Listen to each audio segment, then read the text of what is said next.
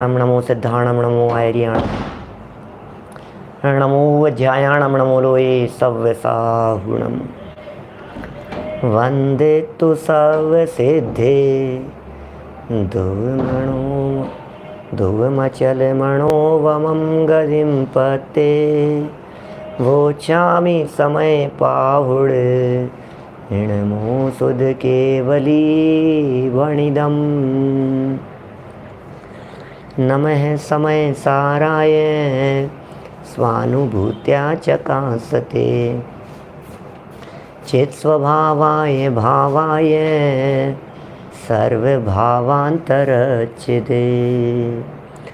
जिन स्वानुभूति से खीरी मम स्वानुभूति मधिगिरी श्री विमल धारा जैन श्रुत आनंद अमृत से भरी समता प्रवाह बहावती रागादि विकल्प तोरी के माँ सरस्वती प्रतिभाव बंधन दृष्टि निज में जोड़ी के दृष्टि निज में जोड़ी के।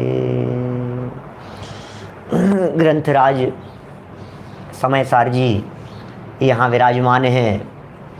आचार्य कुंद कुंद स्वामी की यह अनुपम रचना और यहाँ समय की व्याख्या चल रही थी। क्या होता है समय, आखिर किसे कहें हम समय। समय माने हैं वस्तु, समय माने हैं पदार्थ, और समय सार माने हैं जीव नामक पदार्थ। जीव नामक पदार्थ का नाम ही समय सार है। और यदि समय शब्द का अर्थ ऐसा किया जाए जो सम उपसर्ग पूर्वक अय धातु से बना है, आय का अर्थ यदि गमन के साथ साथ परिणमन के साथ साथ जानना भी अर्थ किया जाए तो समय शब्द का अर्थ होता है आत्मा। समय माने ही आत्मा होता है। बहुत सारे प्रयोग हैं समय शब्द के। समय माने आत्मा भी हो सकता है। यहाँ समय का अर्थ यदि आत्मा लिया जाएगा तो फिर सारभूत क्या होगा? बुरे सर्व जगत के जीवों में, सर्व जगत के आत्माओं में जो शुद्धता है, जो नौकर्म, द्रव्य कर्म और भाव कर्म से रहित पना है, उस शुद्धता का नाम है सारभूत पना। तो समय माने आत्मा और सारभूत, सार तो यही है, अहमिक्को खलु शुद्धो, मैं शुद्ध हूँ क्या, उसी का नाम सारभूत पना है। तो इस तरह से समय सार शब्द का मार्मिक अर्थ यहाँ शुद्ध आत्मा घटित होता है। समय के समय सार स्वरूप जीव को यहाँ 7 विशेषणों के माध्यम से बतलाया जा रहा था। और कुंद कुंदाचार्य देव ने मूल दूसरी गाथा में स्वय समय और पर समय की भी चर्चा की है।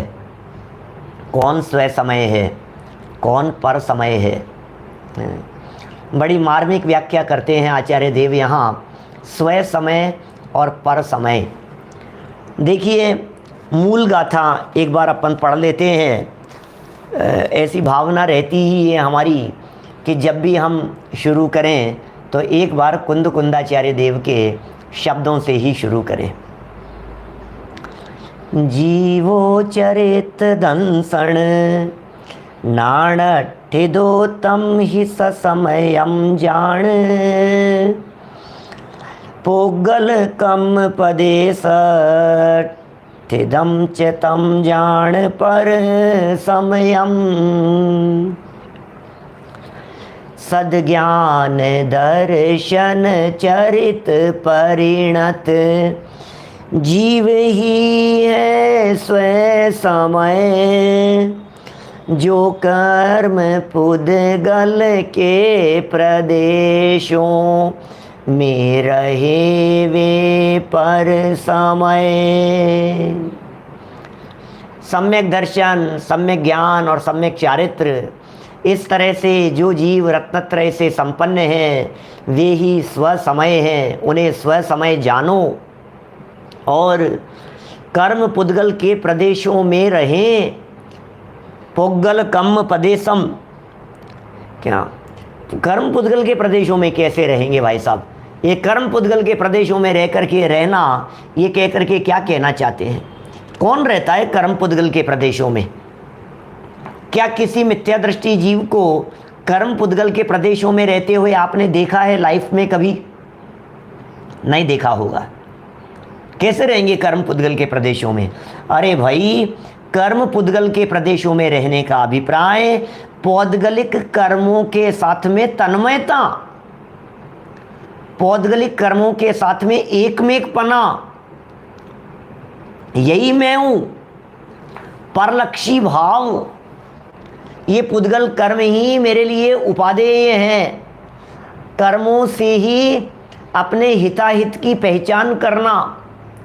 हम तो दिन रात कर्म पुद्गल के प्रदेशों में रहते हैं। मैं क्या करूं, मेरे तो ऐसे पाप कर्म का उदय चल रहा है। अरे इसे ही तो पुद्गल कर्म के प्रदेशों में रहना कहते हैं। पुद्गल कर्म के प्रदेशों में रहने का भाव भाषण होना चाहिए थोड़ा सा हमारा। कैसा भाव भाषण हो? अरे पाप कर्म का उदय आया, मैं तो मरा, और थोड़ा पुण्य कर्म का उदय आया तो अपने आप को श्रेष्ठ समझ। अरे भाई साहब, ये जो पुण्य के प्रति आसक्ति है, ये जो पाप में अनासक्ति है, ये जो पाप के प्रति परायेपन का भाव है और पुण्य में जो अपनेपन का परिणाम है, इसका नाम ही कर्म पुद्गलों के प्रति उसमें स्थित होना है, कर्मों में स्थित होना है। अपने आप को क्या मान करके बैठे हैं हम लोग? कर्म में बैठे, कर्म में बैठे, पुण्य में फूला नहीं समाता है। ऐसा ही है बिल्कुल। मैं यहाँ भाव भाषण कराने की कोशिश कर रहा हूँ। यशस कीर्ति कर्म के उदय में, अपयश कीर्ति कर्म के उदय में उससे प्रभावित होना, इसका नाम ही कर्म पुद्गल के प्रदेशों के साथ में स्थित होना या उसमें तन्मय होना कहलाता है। देखिए, गाथा हमने पढ़ ली, उसका पद्यानुवाद हमने पढ़ लिया, और इसी गाथा की जो अमृत चंद्राचार्य द्वारा लिखी गई आत्मख्याति टीका है वह भी हमने पढ़ ली। अब जरा देखिए ये ज्ञायक भाव प्रबोधनी में क्या कहते हैं। देखो जरा, बहिरात्मा कह सकते हैं इसको। जो कर्म पुद्गल के प्रदेशों में स्थित है वो बहिरात्मा है। कल भी थोड़ी बहुत ऐसी चर्चा की थी हमने। बहिरात्मा और अंतरात्मा, इस तरह की बातें भी कह सकते हैं। कौन बहिरात्मा है? बोले जो पर समय है। वास्तव में पर समय को बहिरात्मा कहते हैं। स्व समय तो अंतरात्मा जीव हैं। यहाँ पढ़ता हूँ, फिर कुछ और चर्चाएं करूँगा। पेज नंबर है 1 to 12, 12 नंबर का पेज है। शायद प्रवचन नंबर भी 12 है, 12 नंबर का पेज। यहाँ समय का स्वरूप 7 विशेषणों के माध्यम से स्पष्ट किया गया है। वह समय नामक जीव पदार्थ, समय नामक जीव पदार्थ माने जीव पदार्थ का नाम समय है। पहला पॉइंट, उत्पाद व्यय ध्रुव युक्त सत्ता सहित है। ये समय नाम का जो पदार्थ है, ये समय नाम की जो वस्तु है, ये समय जिसका अस्तित्व है, ये कह रहे हैं वो उत्पाद व्यय ध्रुव सत्ता से सहित है। अब सब अभ्यासी लोग बैठे हुए हैं, हमें कहाँ ऐतराज है इस बात में? जीव को उत्पाद व्यय ध्रुवता से रहित मानने में हमें कहाँ ऐतराज है? प्रत्येक जीव तो उत्पाद व्यय ध्रुवता से सहित होता है। प्रत्येक द्रव्य में तो उत्पाद व्यय ध्रुवता है। सिद्ध भगवान भी उत्पाद व्यय ध्रुवता से यही सहित हैं। णिक्कम्मा 8 गुणा किंचुणा चरम देह दो सिद्धा लोयगठिदानिच्चा उत्पाद वये संयुक्ता। माने जो सिद्ध भगवान हैं वे भी उत्पाद से, व्यय से और ध्रुवता से सहित हैं।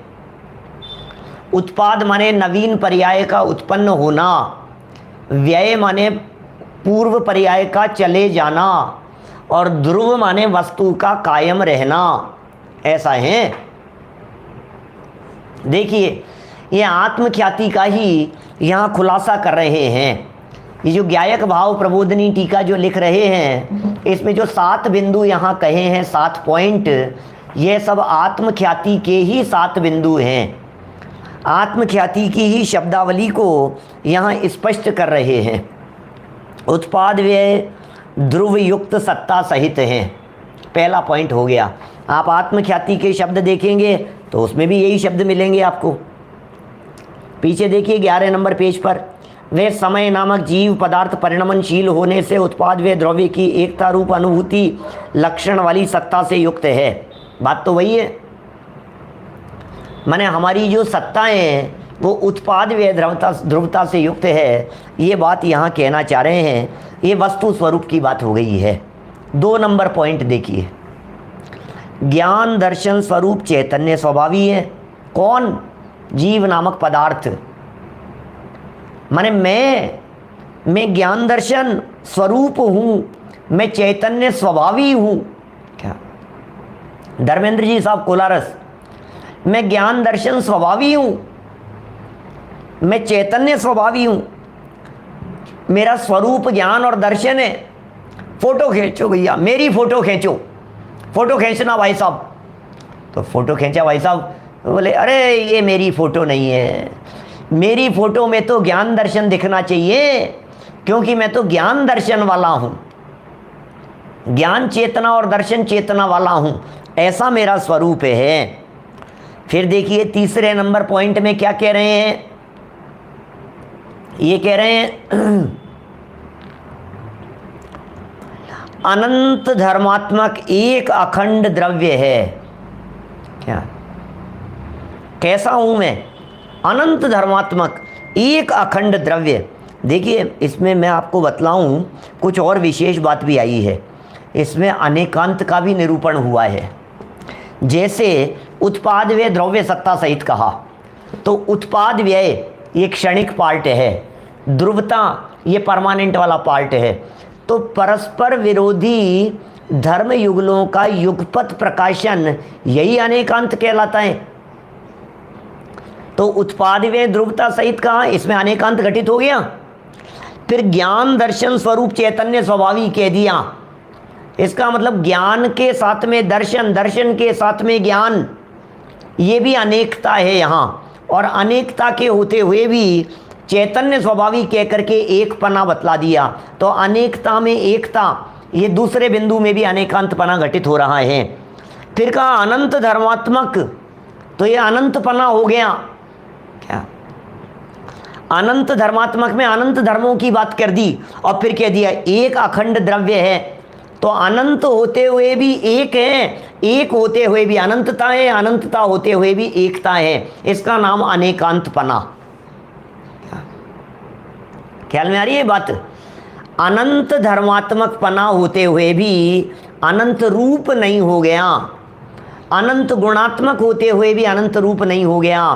अनंत गुण, अनंत धर्म, अनंत शक्तियां, अरे हर चीज अनंत अनंत है। आत्मा में धर्म भी अनंत हैं, आत्मा में गुण भी अनंत हैं, आत्मा में शक्तियां भी अनंत हैं। और कितने अनंत हैं भाई साहब, क्या कहें आपसे। जीव द्रव्य, जीव से अनंत गुणा पुद्गल, संख्या की दृष्टि से बतलाऊं यदि मैं आपको बात, जितने जीव हैं दुनिया में उससे अनंत गुना हैं पुद्गल। और जितने पुद्गल परमाणु हैं 3 लोक में, उससे अनंत गुना ज्यादा है 3 काल के समय। और जितने 3 काल के समय हैं उससे अनंत गुना ज्यादा है आकाश के अविभागी प्रदेशों की, आकाश के प्रदेशों की संख्या, आकाश के प्रदेश। और आकाश के प्रदेशों से भी अनंत गुना ज्यादा। क्या? जितने आकाश के प्रदेश हैं उससे भी अनंत गुना ज्यादा एक जीव के गुणों की संख्या। कितने अनंत गुण हैं मेरे में, कल्पना कीजिए आप। अनंत अनंत अनंत अनंत अनंत गुण हैं इस आत्म तत्व में।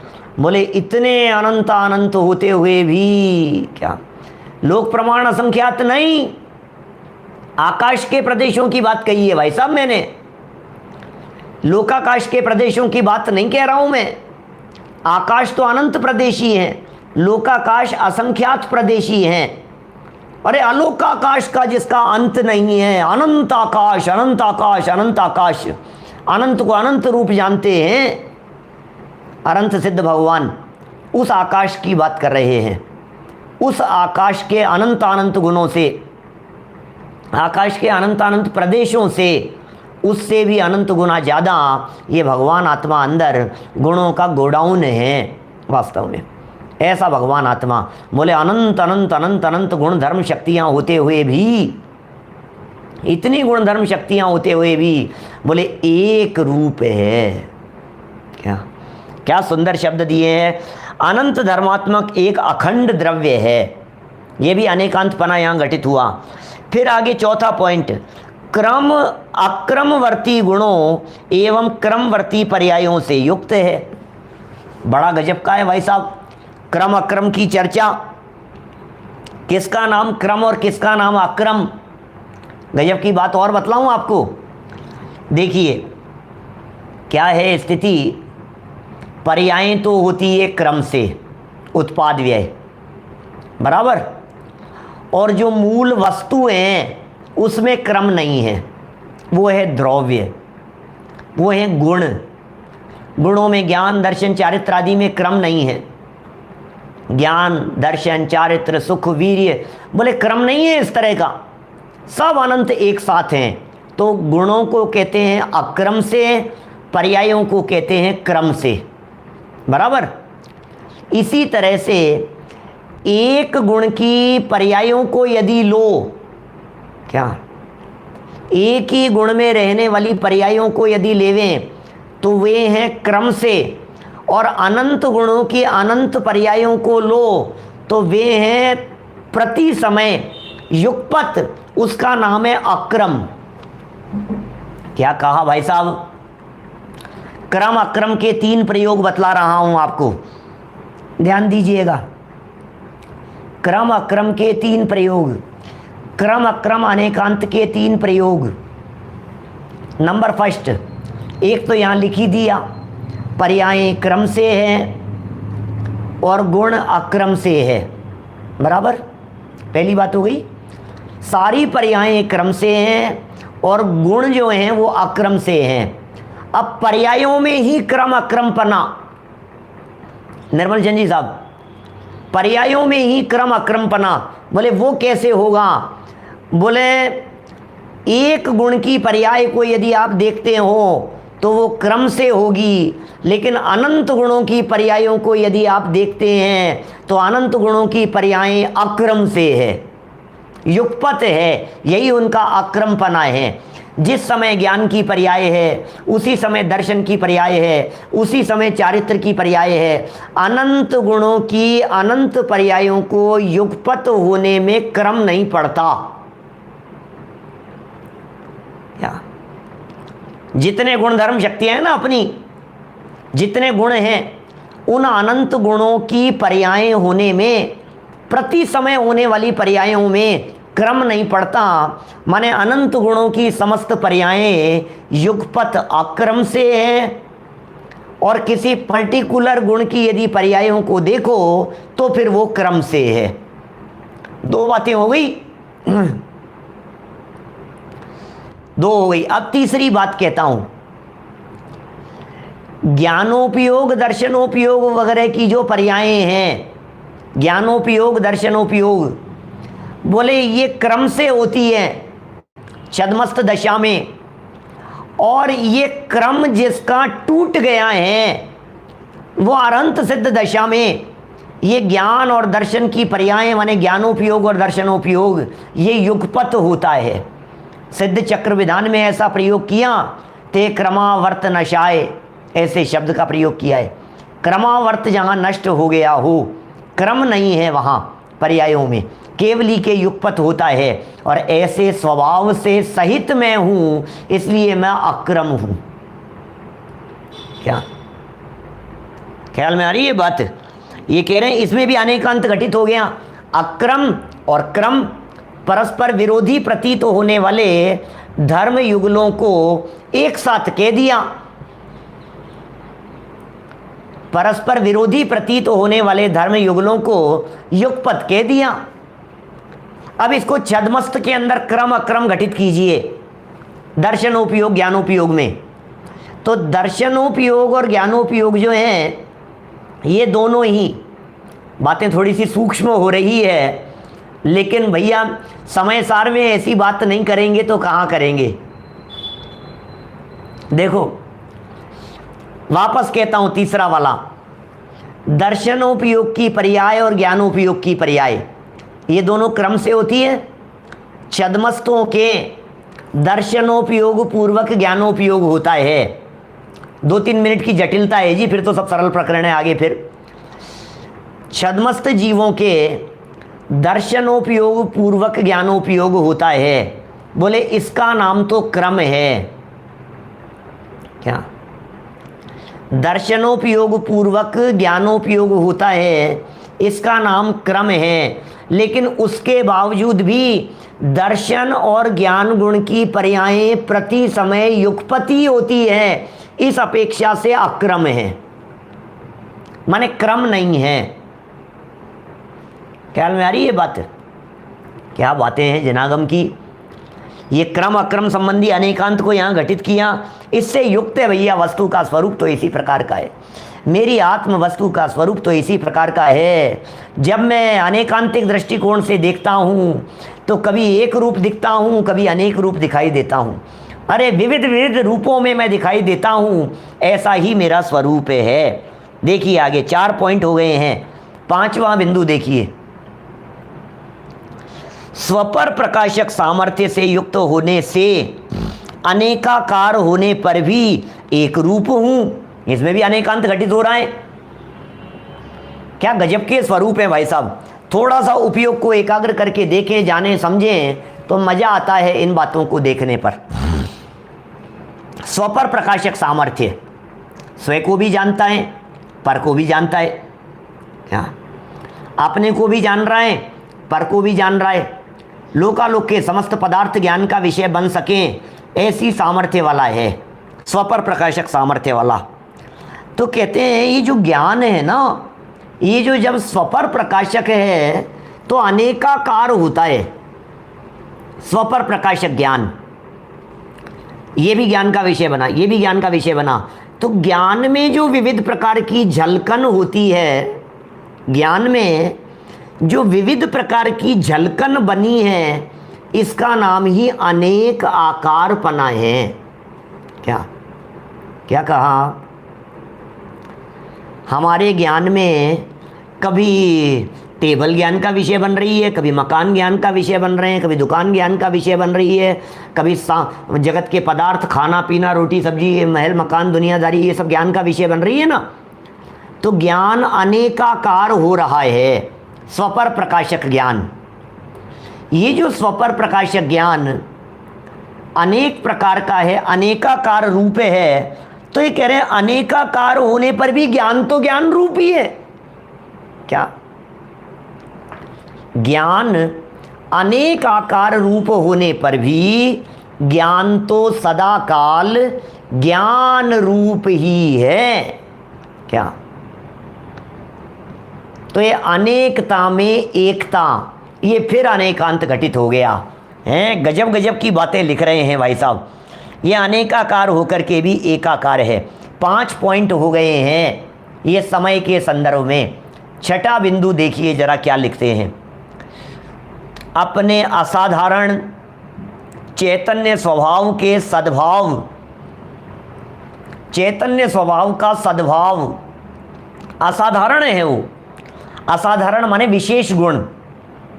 असाधारण किसे कहते हैं? विशेष गुण। ऐसे चैतन्य स्वभाव के सद्भाव एवं पर द्रव्यों के विशेष गुणों के अभाव के कारण पर द्रव्यों से भिन्न हूँ। पर से भिन्न और निज से अभिन्न, इसका नाम अनेकांत। क्या ख्याल में आ रही है बात? सामने प्रश्न दिख रहा है, अनेक आकार को समझावें। अनेक आकार हमारे ज्ञान में झलकने वाले जो ज्ञेय पदार्थ हैं, वे अलग अलग पदार्थ झलकते रहते हैं, इसी का नाम अनेकाकारपना है।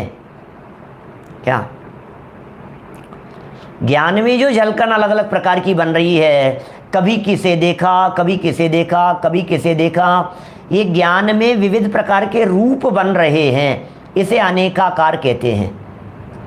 ज्ञान में बनने वाली विविध प्रकार की झलकनों को अनेकाकार कहते हैं। क्या प्रमोद भाई शाह शिकागो वाले क्या कह रहे हैं बोलो? ये जो अनेकाकारपना है, ये ज्ञान में झलकने वाले विविध प्रकार के ज्ञेय हैं, ये अनेकपना है।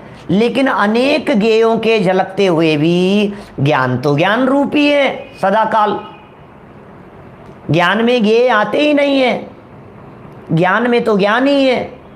ज्ञान में झलकने वाले ज्ञेयों के बावजूद भी वो ज्ञान का रॉ मटेरियल तो ज्ञान ही है, इसलिए वो तो एक रूप ही है।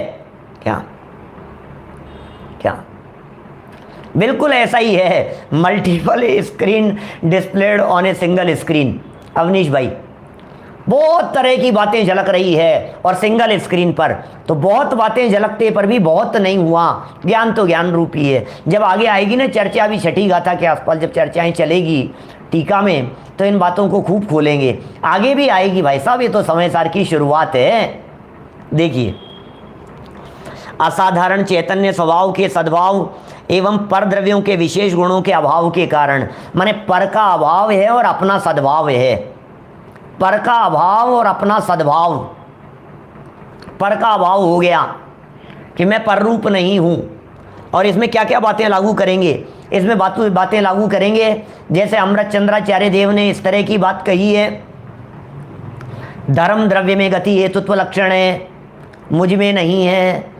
अधर्म द्रव्य में स्थिति हेतुत्व लक्षण है, मुझ में नहीं है। आकाश द्रव्य में अवगाहना हेतुत्व लक्षण है, मुझ में नहीं है। पुद्गल में रूपित्व लक्षण है, मुझ में नहीं है।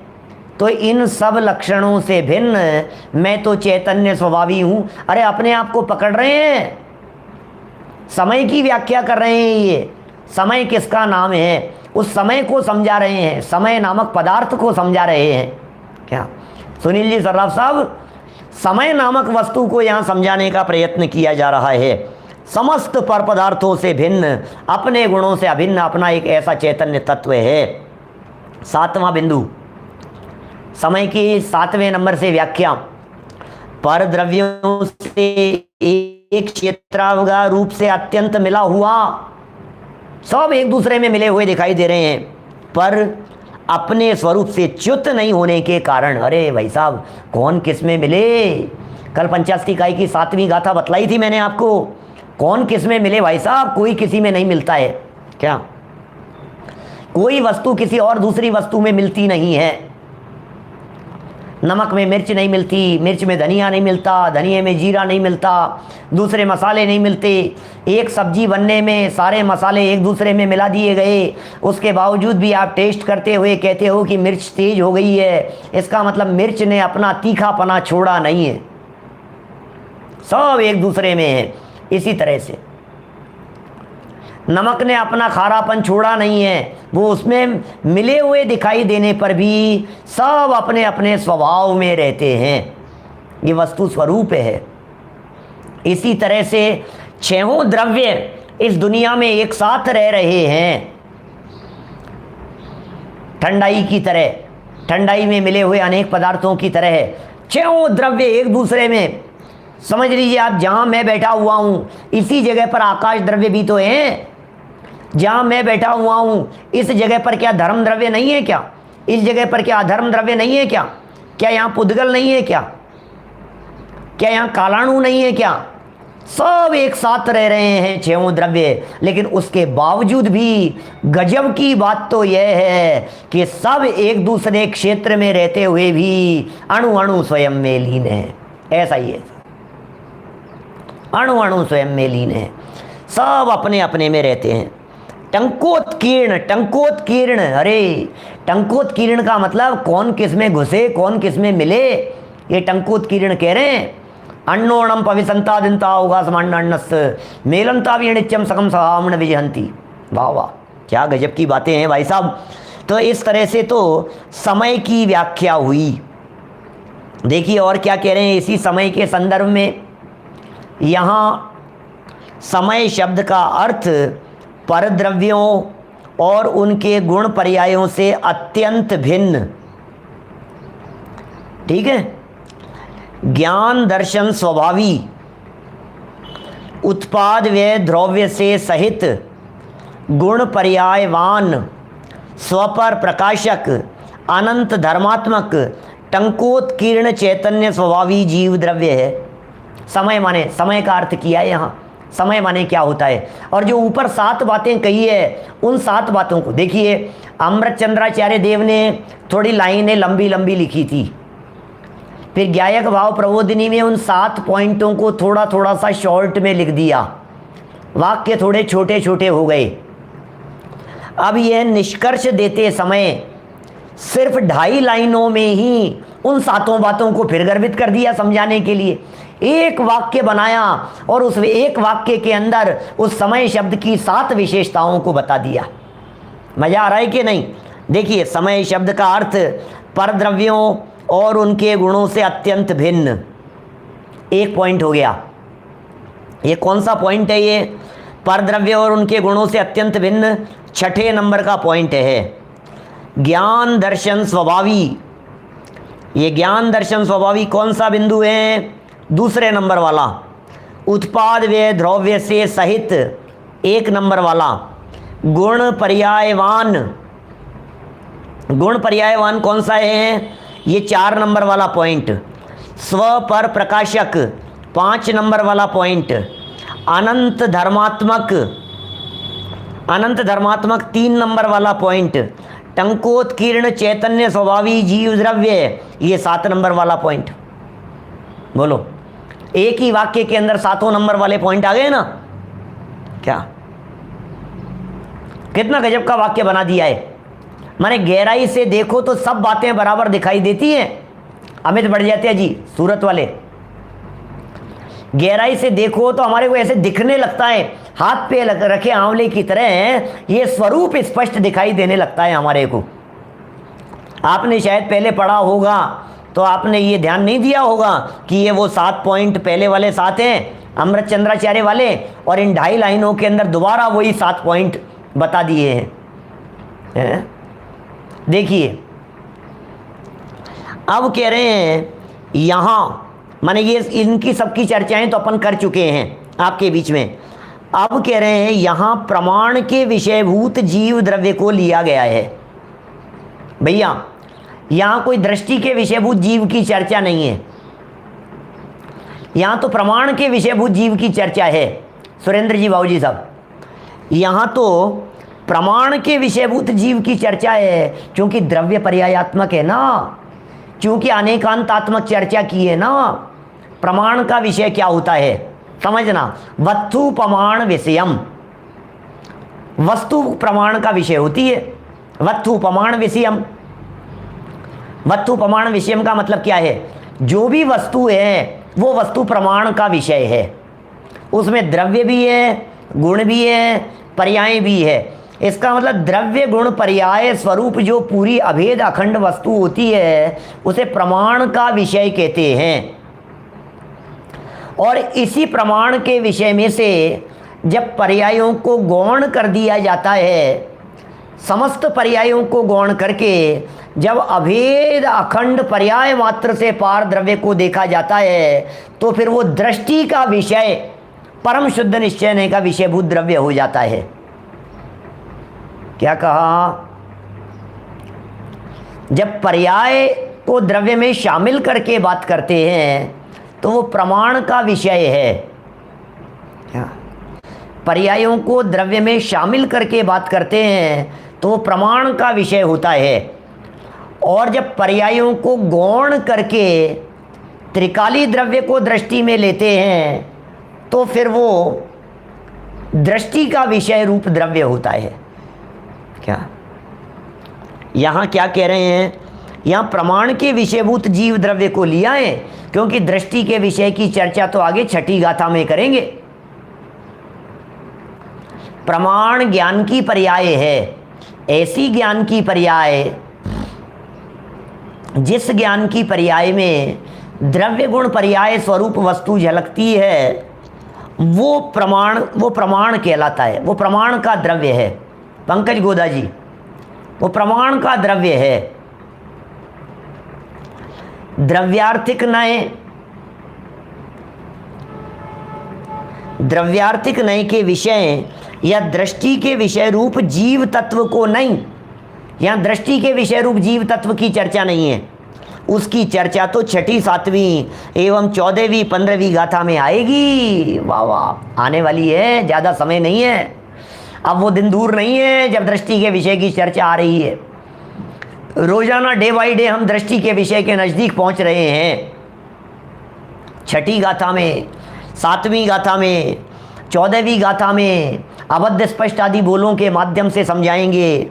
छठी गाथा में पर्याय मात्र से पार बतलाएंगे, 7वीं गाथा में गुण भेद से पार बतलाएंगे। अरे अद्भुत अद्भुत चर्चाएं आने वाली है। मैं कैसा चैतन्य तत्व हूं, पर्याय मात्र से पार। क्या सोचिए जरा हितेश भाई गांधी जी, पर्याय मात्र से पार ऐसा तत्व, पर्याय से परे तत्व हूं मैं, न अप्रमत्त है न प्रमत्त है। ये छठी में आने वाली है चर्चा। ना ज्ञान दर्शन चरित्र कुछ नहीं है तुझमें, अभेद अखंड पिंड है गुणों का। 7वीं गाथा में चर्चा आने वाली है, सब आएगी दृष्टि के विषय की चर्चा। पण आ बात नहीं, यहाँ ये चर्चा नहीं है, यहाँ तो प्रमाण के विषयभूत द्रव्य की चर्चा है। चलिए देखिए बातें क्या क्या कह रहे हैं। अभी तो स्व समय पर समय की चर्चा और गहराई से करनी है मुझे थोड़ा सा।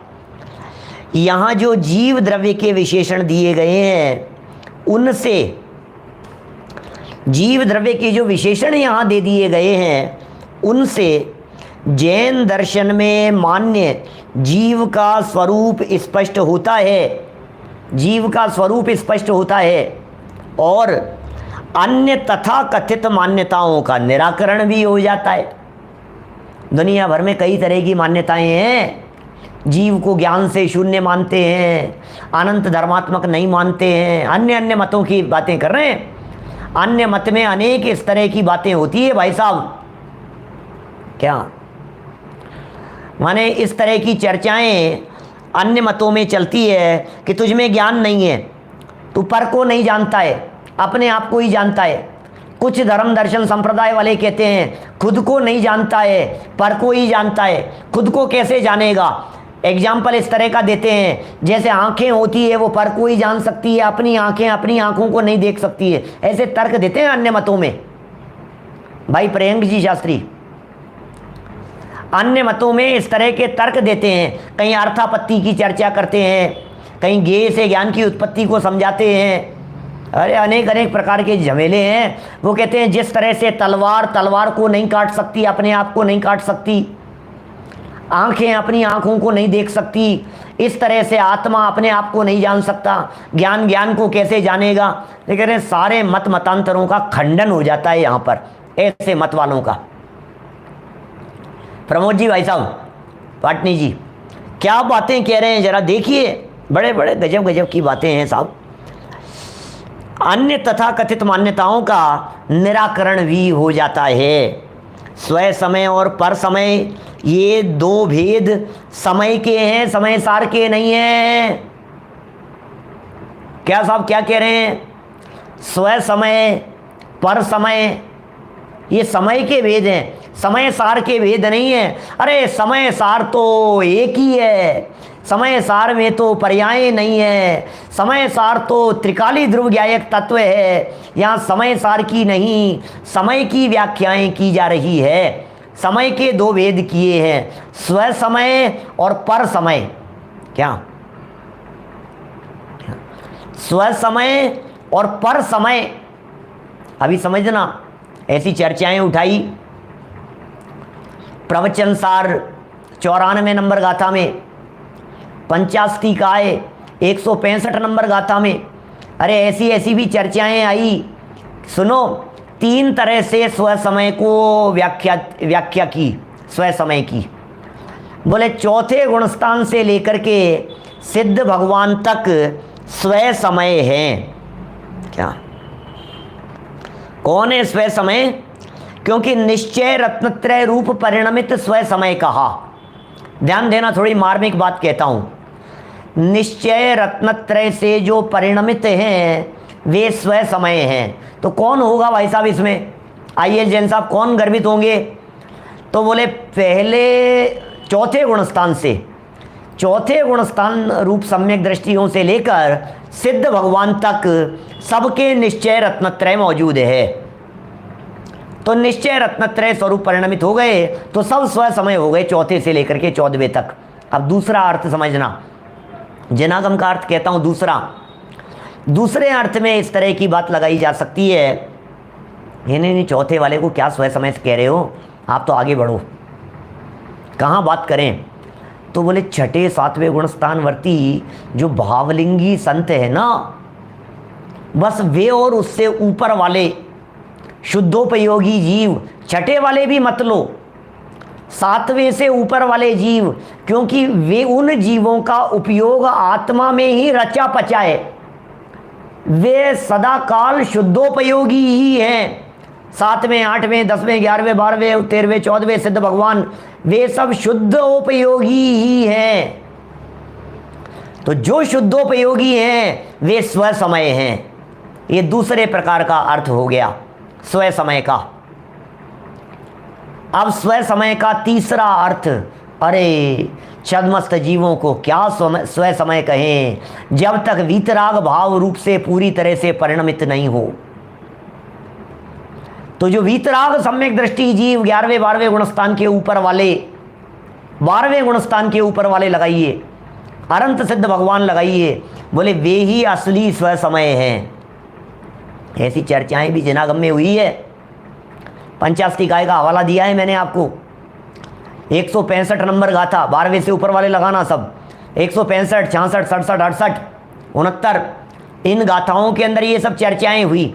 लेकिन फिर दादा ने एक प्रश्न उठाया इस तरह का अपने उसमें अनुशीलन में, ऐसा प्रश्न उठाया कि साहब एक बात बतलाइए हमारे को, यदि आप 12वें गुणस्थान से ऊपर वालों को स्व समय लेंगे और पहले गुणस्थान वाले मिथ्या दृष्टियों को पर समय लेंगे, ठीक है ना, उसमें तो कोई शंका है ही नहीं, तो फिर चौथे से लेकर के 11वें तक के जीवों को स्व समय कहेंगे या पर समय कहेंगे? बोलो, पॉइंट समझ में आ रहा है क्या? पहले गुणस्थान से लेकर के 11वें गुणस्थान तक के जीवों को, चौथे से 11वें गुणस्थान तक के जीवों को, पहले वाले तो नियम से पर समय हो गए, वे तो बहिरात्माएं, वे तो मिथ्या दृष्टि हैं। अनंत सिद्ध भगवान स्व समय हो गए, कोई ऐतराज नहीं। 12वें गुणस्थान वाले स्व समय हो गए, कोई ऐतराज नहीं। 10वें गुणस्थान वालों को किसमें लेंगे? चौथे वाले सम्यक दृष्टियों को किसमें लेंगे? 5वें 6ठे वालों को किसमें लेंगे? अब उनको स्व समय कहें या पर समय कहें? क्या तो पता है, ऐसा प्रयोग किया अमृत चंद्राचार्य देव ने पंचास्तिकाय टीका में, उसमें बड़ा गजब का प्रयोग किया है भाई साहब। उसमें ये प्रयोग किया है, साधक दशा है ना वो, और उपयोग यदि उसका बाहर आता है, उस जीव का उपयोग यदि शुद्धोपयोग से निकल करके बाहर आ गया है, भक्ति आदि में लगा हुआ है, तो उसे सूक्ष्म पर समय कह करके पुकारा गया है। गजब हो गया। मिथ्या दृष्टि स्थूल पर समय और जिनका उपयोग बाहर की तरफ अभी आ गया है, उन्हें सूक्ष्म पर समय, क्योंकि वो अवस्था भी छोड़ने योग्य है, वो अवस्था भी त्यागने योग्य है, इसलिए उन्हें पर समय कह करके, सूक्ष्म पर समय कह करके पुकारा है। उपयोग बाहर है ना, रखने योग्य थोड़ी ना है।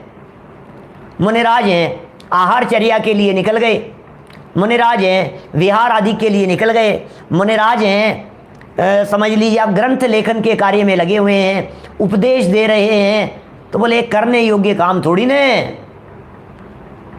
करने योग्य काम तो शुद्धोपयोगी है, तो फिर पर समय कह दें? बोले नहीं भाई साहब, पर समय तो नहीं कह सकते, मुनिराजों को पर समय कैसे कहेंगे, बोलो। तो फिर क्या कहें? बोले सूक्ष्म रीति से, सूक्ष्म पर समय इसलिए कह दिया कि उपयोग जो बाहर आया है, यदि वो बाहर ही बना रहेगा तो गुणस्थान गिर करके स्थूल पर समय हो जाएगा। ख्याल में आई क्या बात? यदि वो व्यक्ति जो मान लीजिए चौथे गुणस्थानवर्ती है, पंचम गुणस्थानवर्ती जीव है, अब उपयोग उसका बाहर में है, तो जब उसका उपयोग बाहर में है तो पर समय तो नहीं कहेंगे, क्योंकि रत्नत्रय संपन्न तो है वो व्यक्ति, तो पर समय तो नहीं कहेंगे। तो कहा, बोले सुन, इसका जो उपयोग अभी बाहर में है ना, विषय कषाय में, खाने पीने वगैरह में, यदि इसका उपयोग विषय कषाय और खाने पीने में ही लगा रहा, गुणस्थान गिरा देगा। तो इसलिए ये सूक्ष्म है, ये ऐसा कह सकते हैं अपन, श्रद्धा संबंधी दोष, श्रद्धा संबंधी विकृति का नाम स्थूल पर समय, और चारित्र मोह संबंधी दोष का नाम सूक्ष्म पर समय पना है। ख्याल में आई क्या बातें? अरे भाई साहब, ये समय सार का मर्म है, मजेदार बातें हैं भाई साहब। क्या कह रहे हैं? जहां श्रद्धा की विकृति हो, जहां श्रद्धान का दोष हो, जहां श्रद्धान में मिथ्या दृष्टि हो, वहां तो समझ लेना स्थूल पर समय ही है वो तो। और जहां चारित्र की सूक्ष्म व्यवस्था रह जाए, कमजोरी रह जावे, उसका नाम बोले सूक्ष्म पर समय है। एंगल बहुत होते हैं संजय जी विदिशा साहब। देखो आगे पूरा करना है अपने को तो भाई साहब, घड़ी भागती है। आगे देखिए क्या कह रहे हैं। स्व समय और पर समय के ये दो भेद समय के हैं, समय सार के नहीं। तात्पर्य यह है कि गुण पर्यायवान जीव द्रव्य ही स्व समय और पर समय में विभक्त होता है, विभाजित होता है। गुण पर्यायवान जो द्रव्य है ना, वही स्व समय और पर समय में विभाजित होता है। समय सार रूप शुद्धात्मा तो अविभक्त है, उसके तो कोई भेद होते ही नहीं है।